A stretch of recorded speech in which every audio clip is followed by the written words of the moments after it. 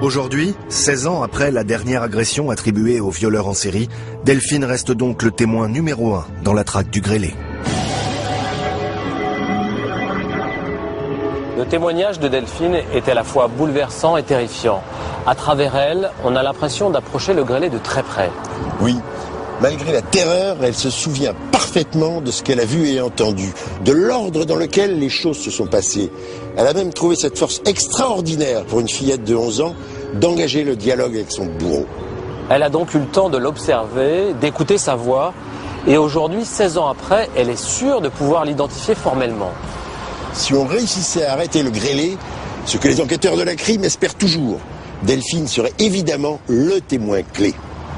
Revenons à ce 29 avril 1994. L'agression de Delphine est très différente des précédentes. Jusque-là, le grêlé avait agi à Paris, intramuros, mais là, tout à coup, il frappe en grande banlieue.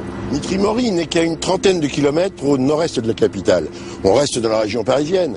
Il est mobile puisqu'il est en voiture. Il pouvait se trouver là pour n'importe quel motif. Peut-être qu'il travaillait dans les environs. Comme ses autres victimes, Delphine était simplement là, au mauvais endroit, au mauvais moment.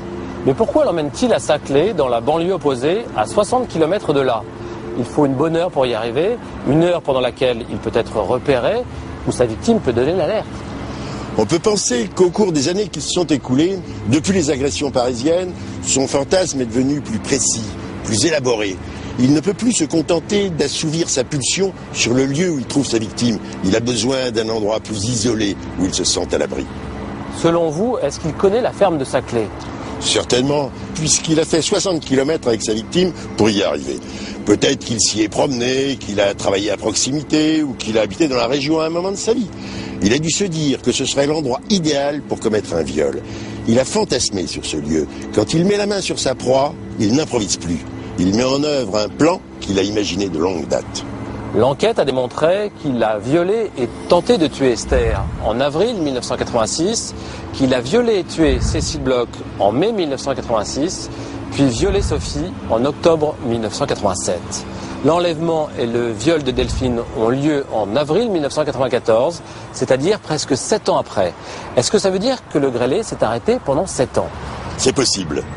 Peut-être que le grêlé est tout simplement devenu plus prudent. C'est une idée effrayante.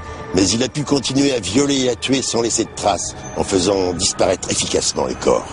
En tout cas, le palmarès macabre du grêlé n'est pas définitif. En 2001, de nouvelles comparaisons ADN vont être faites sur une affaire qui remonte à 1987. Coup de théâtre, on découvre que le grêlé a fait 2 autres victimes.